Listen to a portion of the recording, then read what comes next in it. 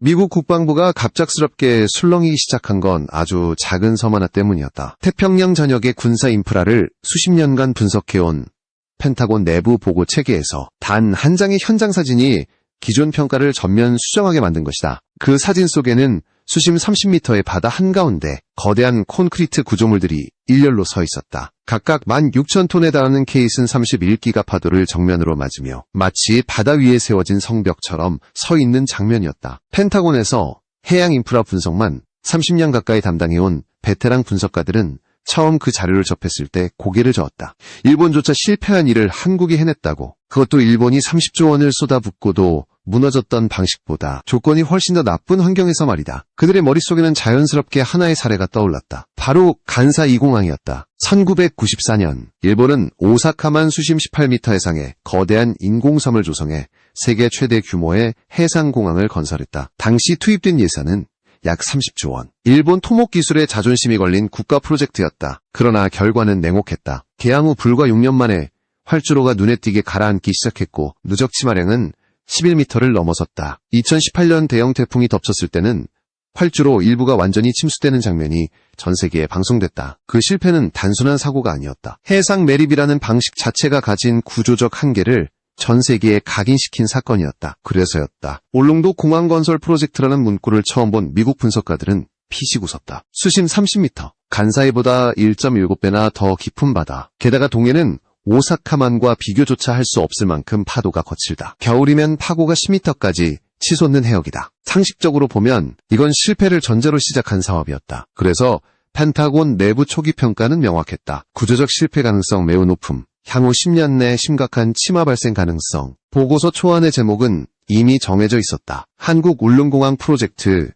구조적 실패 가능성 분석. 하지만 국방부는 이상한 결정을 내렸다. 단순 서류 검토로 끝내지 않고 현장 독립평가를 지시한 것이다. 그 임무를 맡게 된 인물이 바로 25년 이상 미군과 함께 해양 인프라 평가를 수행해온 한 미국 컨설턴트였다. 그는 과거 간사이 공항을 직접 평가했던 인물이었다. 일본 기술자들이 절망하는 현장을 두 눈으로 지켜본 사람이기도 했다. 그에게 울릉도 공항은 처음부터 결론이 난 프로젝트였다. 더 깊은 바다, 더 거친 파도, 더 적은 예산. 성공할 이유가 단 하나도 보이지 않았다. 그럼에도 국방부는 현장을 보라고 했다. 자료가 아니라, 숫자가 아니라 실제 바다 위에 서 있는 구조물을 그는 처음엔 이 평가를 대수롭지 않게 여겼다. 한국은 반도체와 자동차의 나라지 해양 토목의 강국이라고 생각해 본 적은 없었기 때문이다. 그러나 보고서를 넘기던 그의 손이 어느 순간 멈췄다. K-슨 공법이라는 단어가 반복해서 등장했기 때문이다. 16,000톤짜리 콘크리트 구조물을 제작해 210km 떨어진 울릉도까지 바다 위로 운송한다는 계획. 이론적으로는 가능하지만 실제로 성공한 사례는 거의 없었다. 그는 노트북을 열고 보고서 초안을 작성하기 시작했다. 이미 결론은 마음속에 있었다. 이 프로젝트는 실패한다. 바다는 인간이 이길 수 있는 상대가 아니다. 일본이 30조 원으로 증명했다. 하지만 그때는 아무도 몰랐다. 이 확신이 25년간 쌓아온 그의 경험과 신념이 단 한 번의 현장 방문으로 완전히 무너질 것이라는 사실을. 그리고 그 시작이 포항의 한 케이스는 제작장에서부터라는 것을 말이다. 현장 방문을 요청한 건 형식적인 절차에 가까웠다. 그는 이미 마음속으로 결론을 내려둔 상태였다. 한국이 아무리 새로운 방식을 이야기해도 바다는 숫자와 의지로 통제되는 대상이 아니라는 걸 그는 누구보다 잘 알고 있었다. 그럼에도 불구하고 25년 경력의 컨설턴트로서 최소한의 책임감은 남아있었다. 직접 보지도 않고 실패라고 단정하는 것은 보고서로서 완결성이 떨어졌기 때문이다. 일주일 뒤 그는 인천공항에 도착했다. 12시간이 넘는 비행 끝에 밟은 한국의 땅은 예상보다 분주했고 공항 시스템은 정교하게 돌아가고 있었다. 그 자체만으로도 약간의 의외였다. 해상매립공항은 대부분 유지관리에 문제가 많기 마련인데 이곳은 안정적으로 운영되고 있었다. 그는 그 이유를 깊이 생각하지 않았다. 이번 평가는 울릉도였고 인천은 참고 사례일 뿐이었다. 공항 출구에서 그를 맞이한 사람은 한국 측 엔지니어였다. 30 후반쯤으로 보이는 젊은 기술자였다. 차에 오르자마자 그는 포항으로 향한다고 설명했다. 3시간 거리라는 말에 그는 고개를 끄덕였다. 차가 고속도로를 달리는 동안 창밖으로 끝없이 이어지는 산맥이 보였다. 미국이나 일본과는 전혀 다른 지형이었다. 엔지니어는 말했다. 한국 국토의 70%가 산악지형이라고. 평지가 귀하고 그래서 바다를 활용할 수밖에 없었다고. 울릉도는 그 극단적인 사례였다. 섬 전체가 화산활동으로 만들어진 지형이며 평지를 찾기란 거의 불가능하다고 했다. 그는 그 말을 들으며 조용히 메모했다. 화산섬이라는 단어가 머릿속에 남았다. 포항에 도착한 것은 오후 2시쯤이었다. 차량이 멈춘 곳 앞에는 거대한 부지가 펼쳐져 있었다. 케이슨 제작장이었다. 안전모와 조끼를 착용하고 내부로 들어서는 순간 그는 본능적으로 걸음을 멈췄다. 눈앞에 펼쳐진 광경이 예상과 전혀 달랐기 때문이다. 높이 약 28m, 아파트 9층에 해당하는 콘크리트 구조물들이 줄지어 서 있었다. 벅은 20m, 길이는 50m. 각 구조물은 회색의 거대한 덩어리였고 마치 인공적인 절벽처럼 느껴졌다. 그는 무의식적으로 숫자를 계산했다. 저 구조물 하나다 16,000톤. 눈앞에 보이는 것만 수십 기였다. 엔지니어는 설명했다. 현재까지 제작이 완료된 케이스는 30기. 각각의 무게는 약 16,400톤. 그는 가까이 다가가 콘크리트 표면을 손으로 만졌다. 차갑고 단단했다. 표면은 놀라울 정도로 매끄러웠고 이음새는 거의 보이지 않았다. 벽 두께는 1m를 훌쩍 넘었다. 단순한 구조물이 아니라는 느낌이 들었다. 그는 내부를 보고 싶다고 요청했다. 사다리를 타고 케이슨 위로 올라갔다. 상부는 열려 있었고 내부는 예상과 달랐다. 단일 공간이 아니라 수십 개의 격실로 나뉘어 있었다. 벌집처럼 정교하게 설계된 구조였다. 엔지니어는 말했다. 이 구조는 파도의 에너지를 한 지점에 집중시키지 않고 분산시키기 위한 것이라고. 동해의 평균 파고는 2m지만 겨울에는 10m까지 치솟는다. 직선 구조로는 그 충격을 버틸 수 없다고 했다. 그래서 외벽은 곡선으로 설계했고 내부는 다중격실로 나눴다고 설명했다. 이론적으로는 타당했다. 그는 도면을 유심히 들여다봤다. 유체역학적으로도 설득력이 있었다. 그러나 그의 표정은 여전히 굳어 있었다. 문제는 이론이 아니라 현실이었다. 바다는 언제나 예측을 배신한다. 제작장은 바다와 다르고 종이 위의 설계는 파도 앞에서 무력해지는 경우를 그는 수도 없이 봐왔다. 그는 아직 이 프로젝트를 믿지 않았다. 제작장 한쪽 끝으로 이동하자 바닥에 길게 이어진 레일이 보였다. 그 위에는 특수 플랫폼이 놓여 있었다. 엔지니어는 이것이 자동 이송 시스템이라고 설명했다. 16,000톤짜리 구조물을 밀리미터 단위로 제어하며 이동시킬 수 있다고 했다. 그는 그 말을 쉽게 믿지 못했다. 엔지니어는 태블릿을 꺼내 영상을 보여주었다. 케이슨이 레일 위를 따라 천천히 그러나 정확하게 움직이고 있었다. 속도는 느렸지만 흔들림은 거의 없었다. 마치 거대한 물체가 정해진 궤도를 따라 미끄러지듯 이동하는 모습이었다. 그는 잠시 말문을 잃었다. 그리고 설명이 이어졌다. 부두 끝까지 이송한 뒤 플로팅 도크에 실어 예인선으로 울릉도까지 운송한다는 계획. 거리 210km. 그는 본능적으로 질문을 던졌다. 기상이 급변하면 어떻게 하느냐고. 태풍을 만나면 중간에서 어떻게 대응하느냐고. 엔지니어는 잠시 침묵한 뒤 답했다. 바다 한가운데서 기다린다고. 기상이 호전될 때까지 움직이지 않는다고. 실제로 그런 상황이 있었고 며칠간 파고 7m를 버틴 적도 있다고 했다. 그는 그 말을 듣고도 쉽게 고개를 끄덕일 수 없었다. 사고는 없었느냐는 질문에 엔지니어는 단호하게 답했다. 단 한 번도 없었다고. 모든 운송이 성공했다고. 그는 상대의 얼굴을 바라봤다. 과장이나 허세의 표정은 아니었다. 오히려 피로가 묻어있는 현장을 지켜본 사람의 눈빛이었다. 해가 서서히 기울고 있었다. 석양이 거대한 케이슨 위로 붉게 내려앉았다. 그는 수첩을 꺼내 숫자를 적었다. 케이슨 30기. 각각 16,000톤 이상, 210km 운송, 기상 악화 상황에서도 사고 없음. 숫자는 점점 명확해지고 있었다. 그러나 그의 머릿속에는 여전히 하나의 질문이 남아있었다. 이 모든 것이 정말 울릉도 앞바다 수심 30m의 현장에서 그대로 작동하고 있을까? 일본은 수심 18m에서 무너졌다. 한국은 그보다 더 나쁜 조건에서 성공하고 있다고 말한다. 엔지니어는 조용히 말했다. 내일 울릉도로 가면 직접 보게 될 거라고. 그는 고개를 끄덕였다. 그래야만 이 평가가 끝난다고 생각했다. 그날 밤 그는 호텔방에서 간사이 공항 자료를 다시 꺼내들었다. 과거의 실패와 눈앞에서 본 광경이 머릿속에서 충돌하고 있었다. 새벽 5시 그는 잠에서 깨어났다. 창밖은 아직 어두웠고 호텔 복도에는 사람의 기척이 거의 없었다. 포항공항으로 향하는 차 안에서 그는 말 수가 없었다. 머릿속에서는 전날 보았던 숫자들과 구조물의 형상이 계속 떠올랐다. 이론적으로는 설명이 됐지만 실제 현장은 아직 확인하지 못했다. 오늘의 목적지는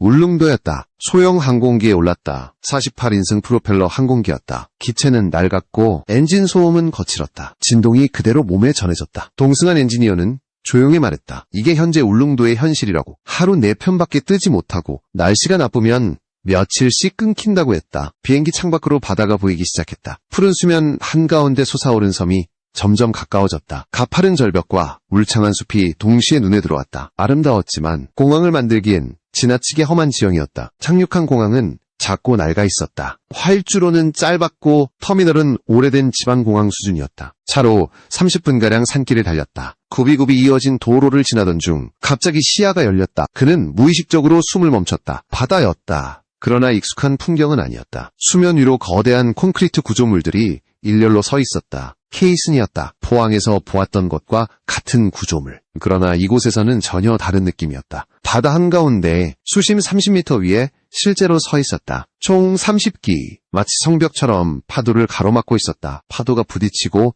부서졌지만 구조물은 미동도 없었다. 차에서 내리자 거센 바닷바람이 얼굴을 때렸다. 파도 소리가 귀를 울렸다. 그는 한동안 말없이 그 광경을 바라봤다. 어떻게 이런 일이 가능한지 설명이 떠오르지 않았다. 이론과 현실 사이에 있던 간극이 눈앞에서 무너지고 있었다. 작업선에 올라 케이슨 가까이로 접근했다. 가까이에서 보니 규모는 더 실감났다. 28m 높이의 콘크리트 벽이 바다에서 솟아있었다. 파도가 정면으로 부딪혔다가 옆으로 흩어졌다. 충격이 집중되지 않는 구조였다. 설계 의도가 분명히 보였다. 엔지니어는 태블릿을 꺼내 수중 영상을 보여주었다. 화면 속에는 케이슨 하부가 나타났다. 콘크리트 바닥이 해저 안반 위에 정확히 놓여 있었다. 틈이 거의 보이지 않았다. 그는 화면을 뚫어지게 바라봤다. 설명이 이어졌다. 울릉도 해저는 화산활동으로 형성된 안반 지형이라는 것, 연약한 점토나 뻘층이 아니라 단단한 현무암 기반이라는 것. 수중 로봇으로 해저를 센티미터 단위로 측량했고 그 데이터를 바탕으로 케이슨 하부를 정밀 가공했다는 이야기였다. 그는 순간 간사이 공항을 떠올렸다. 그곳은 연약한 해저 위에 흙을 쌓아 올린 구조였다. 하중을 견디지 못하고 서서히 가라앉을 수밖에 없었던 이유였다. 여기는 달랐다. 안반 위에 직접 구조물을 안착시키는 방식이었다. 접근 자체가 완전히 달랐다. 작업선은 케이슨 사이를 지나갔다. 양쪽으로 콘크리트 벽이 늘어서 있었다. 간격은 놀라울 만큼 일정했다. 엔지니어는 말했다. 모든 케이슨이 센티미터 단위 오차 범위 안에서 설치됐다고. 위치는 GPS와 수중 센서를 통해 실시간으로 조정됐다고 했다. 그는 입을 다물지 못했다. 16,000톤짜리 구조물을 바다 한가운데에서 센티미터 단위로 배치한다는 것은 전통적인 토목공학의 영역을 넘어선 일이었다. 이건 정밀공학에 가까웠다. 마치 시계 부품을 맞추듯 바다 위에 구조물을 놓고 있었다. 멀리서 활주로 공사 현장이 보였다. 산을 깎아 만든 평지 위에 콘크리트 포장이 진행 중이었다. 길이 1200m, 폭 30m, 완공 예정 시점은 다음 해 중반. 그는 숫자를 다시 떠올렸다. 간사이는 수심 18m에서 실패했다. 여기는 30m였다. 엔지니어는 조용히 말했다. 조건이 다르다고. 간사이는 연약 지반 위 매립이었고 여기는 화산 안반 위 직접 안착이라고. 구조도 다르고 접근도 다르다고. 그는 케이슨을 다시 바라봤다. 파도는 여전히 거칠었지만 구조물은 흔들리지 않았다. 이제 더 이상 부정하기 어려웠다. 이 프로젝트는 단순한 도전이 아니었다. 기존의 실패 사례를 분석하고 그 원인을 정면으로 피한 결과였다. 그날 오후 그는 기술센터로 이동했다. 하지만 이미 한 가지는 분명해졌다. 이 바다는 적어도 이 구조물 앞에서는 그가 알고 있던 바다가 아니었다. 기술센터에 도착했을 때 그는 이미 마음속에서 오래된 기준 하나를 내려놓고 있었다. 그러나 아직 마지막 벽이 남아있었다. 현장에서 본 구조물은 인상적이었지만 진짜 판단은 데이터로 해야 했다. 바다는 감동으로 설득되지 않는다. 숫자와 기록만이 최종 결론을 만든다. 그는 그렇게 25년을 살아왔다. 센터 내부는 예상보다 훨씬 현대적이었다. 대형 모니터들이 벽을 가득 채우고 있었고 화면에는 실시간 데이터가 쉼없이 흘러가고 있었다. 각 케이슨의 상태가 개별적으로 표시되고 있었다. 압력, 경사, 변이, 파고, 수온 모든 수치가 시간 단위로 기록되고 있었다. 엔지니어는 설명했다. 케이슨 하나당 수십 개의 센서가 설치되어 있으며 전체 구조물에는 수백 개의 계측 장비가 24시간 작동 중이라고 했다. 데이터는 1시간 단위로 자동 전송되고 예상 징후가 감지되면 즉시 경보가 울리도록 설계되어 있다고 했다. 그는 지난 6개월간의 기록을 요청했다. 모니터에 그래프가 나타났다. 케이슨 1호부터 30호까지 최대 변이는 3mm 이내. 그는 숫자를 다시 확인했다. 밀리미터였다. 센티미터가 아니었다. 순간 간사이 공항의 데이터가 머릿속을 스쳤다. 개항 후 6년 만에 11m 이상 치마, 연간 유지 보수 비용은 천문학적으로 증가했다. 같은 해상 구조물인데 결과는 전혀 달랐다. 차이는 분명했다. 엔지니어는 다른 화면을 띄웠다. 파고 기록이었다. 지난 겨울 최대 파고 8.5m. 그때의 구조물 변이는 1mm 미만. 벌집형 내부 구조와 곡선 외벽이 파력 분산에 제대로 작동한 결과였다. 그는 더 이상 말을 잇지 못했다. 이건 시뮬레이션이 아니었다. 실제 바다에서 수개월간 축적된 데이터였다. 그가 믿어왔던 모든 교과서적 경고가 이 숫자 앞에서 무력해지고 있었다. 엔지니어는 조심스럽게 물었다. 이 정도면 판단이 서느냐고. 그는 고개를 끄덕였지만 쉽게 대답하지 못했다. 문제는 기술이 아니었다. 문제는 자신이었다. 25년 동안 반복해서 확신해온 명제가 무너지고 있었기 때문이다. 잠시 침묵이 흘렀다. 그는 솔직하게 말했다. 자신은 간사이 공항 현장을 직접 봤고 일본 최고의 기술자들이 좌절하는 과정을 지켜봤다고. 그래서 해상 매립이라는 개념 자체를 신뢰하지 않게 됐다고. 센터 책임자는 고개를 끄덕였다. 그렇기 때문에 이 프로젝트가 더 조심스러웠다고 말했다. 일본의 실패를 수십 차례 분석했고 같은 실수를 반복하지 않기 위해 접근 방식 자체를 바꿨다고 했다. 바다를 이기려 하지 않고 바다의 조건을 그대로 받아들이는 방향을 택했다고. 그 말은 단순한 수사가 아니었다. 화산 안반이라는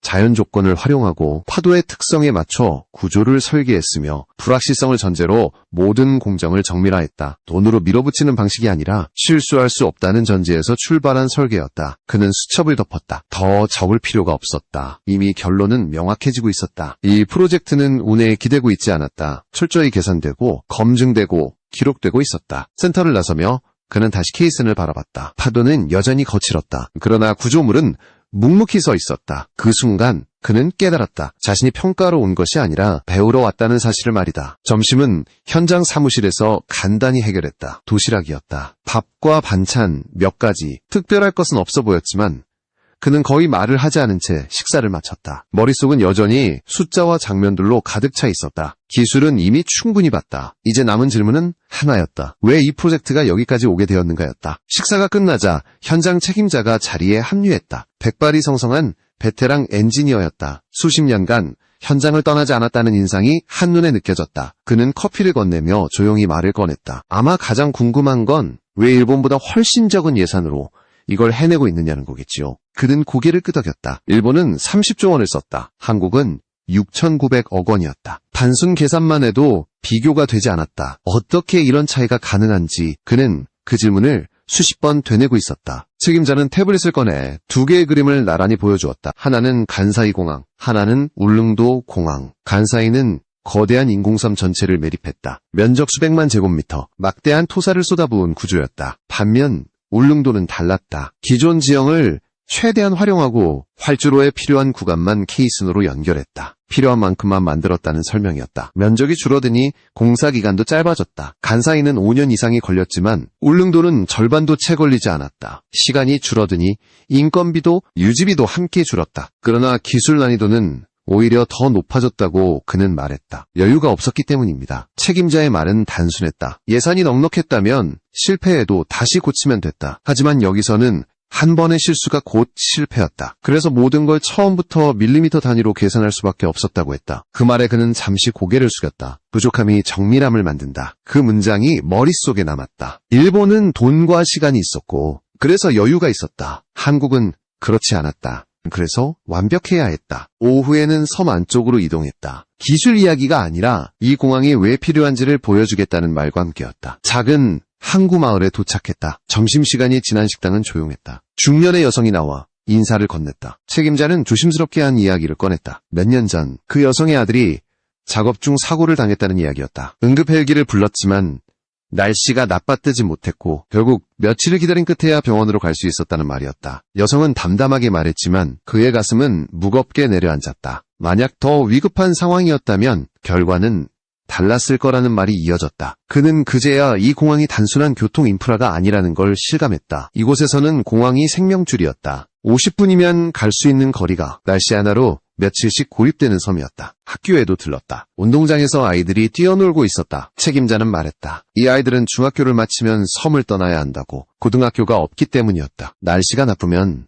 몇 달씩 집에 돌아오지 못하는 경우도 있다고 했다. 공항이 완공되면 주말에 집에 올 수 있는 아이들이 늘어날 거라고 했다. 그는 아이들을 바라봤다. 기술보고서에서는 절대 등장하지 않는 숫자들이었다. 인구 10,000명, 응급이송 실패율 40%, 매년 치료 시기를 놓치는 사람들. 이 프로젝트는 효율성이나 수익성만으로 설명할 수 없었다. 해가 기울 무렵 다시 현장으로 돌아왔다. 케이슨들은 석양을 받아 붉기에 물들어 있었다. 거대한 구조물들이 조용히 바다를 버티고 있었다. 그는 그제야 깨달았다. 이 프로젝트가 실패할 수 없었던 이유를 돈 때문이 아니었다. 기술 자부심 때문도 아니었다. 이건 책임감의 문제였다. 이 섬에 사는 사람들의 삶이 그 콘크리트 안에 그대로 담겨 있었기 때문이다. 그날 밤 그는 숙소에서 쉽게 잠들지 못했다. 창밖에서는 파도 소리가 끊임없이 들려왔다. 바다는 여전히 거칠었고 인간에게 호의적인 존재로 보이지 않았다. 그러나 낮에 보았던 장면들이 머릿속에서 반복 재생되고 있었다. 수심 30m의 바다 위에 서 있던 케이슨들,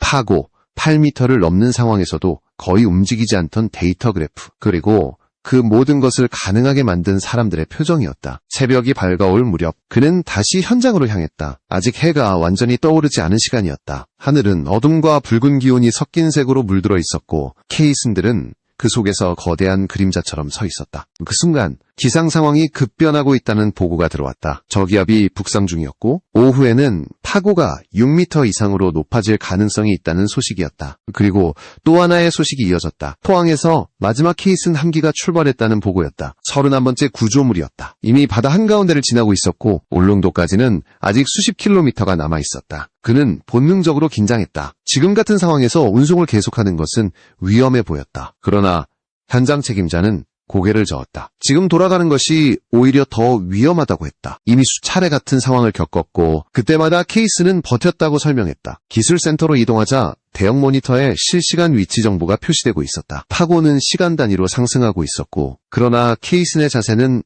안정적으로 유지되고 있었다. 엔지니어들은 말이 없었다. 불안해 보였지만 공황 상태는 아니었다. 이미 여러 번 경험한 상황이라는 표정이었다. 정오 무렵 31번째 케이슨이 울릉도 해역에 진입했다. 멀리서 예인선들이 보였고 그 중앙에 회색의 거대한 구조물이 파도를 가르며 다가오고 있었다. 파도가 케이슨을 덮쳤지만 구조물은 방향을 잃지 않았다. 예인선들은 일정한 간격을 유지한 채 묵묵히 움직였다. 설치 지점에 도착하자 수중 로봇과 계측 장비가 동시에 작동했다. 좌표가 확인되고 케이스는 천천히 바닷속으로 내려가기 시작했다. 수심 10m, 20m, 25m 모든 시선이 모니터에 집중됐다. 마침내 해저 안반과 접촉했다는 신호가 떴다. 경사 수치는 허용 오차 범위 안, 위치 오차는 수 센티미터 이내. 현장에 있던 사람들 사이에서 조용한 안도의 숨이 터져나왔다. 31번째 설치였다. 단 한 번의 실패도 없이 이어진 결과였다. 그는 그 장면을 말없이 바라봤다. 25년 동안 자신이 믿어온 기준이 바다 한가운데서 완전히 무너지고 있었다. 해상 구조물은 결국 실패한다는 믿음, 돈이 아무리 들어가도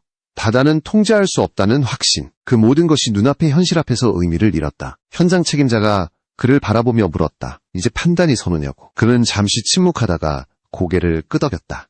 자신은 더 이상 이 프로젝트를 실패 가능성으로 평가할 수 없다고 말했다. 오히려 이 방식이 새로운 기준이 될 수 있다고 인정했다. 그날 저녁 그는 작성 중이던 보고서를 열었다. 기존 제목을 모두 지웠다. 그리고 새로운 제목을 입력했다. 불가능하다고 여겨졌던 조건에서 왜 한국은 성공했는가에 대한 분석이었다. 답은 단순했다. 돈의 크기가 아니었다. 기술의 화려함도 아니었다. 실수할 수 없다는 절박함, 그리고 그 절박함이 만들어낸 정밀함이었다. 자연을 정복하려 하지 않고 자연을 이해하려 했던 접근 방식의 차이였다. 며칠 뒤 그는 한국을 떠났다. 그러나 울릉도 앞바다에서 본 장면은 머릿속에서 지워지지 않았다. 31개의 케이슨이 파도를 맞으며 서 있던 모습. 그것은 단순한 토목 구조물이 아니었다. 한 섬의 삶을 지탱하는 약속이었고 그 약속을 지키기 위해 쌓아 올린 책임의 무게였다. 그는 이제 확신하고 있었다. 이 프로젝트는 예외가 아니었다. 앞으로 바다 위에서 무엇이 가능해질 수 있는지를 보여주는 하나의 전환점.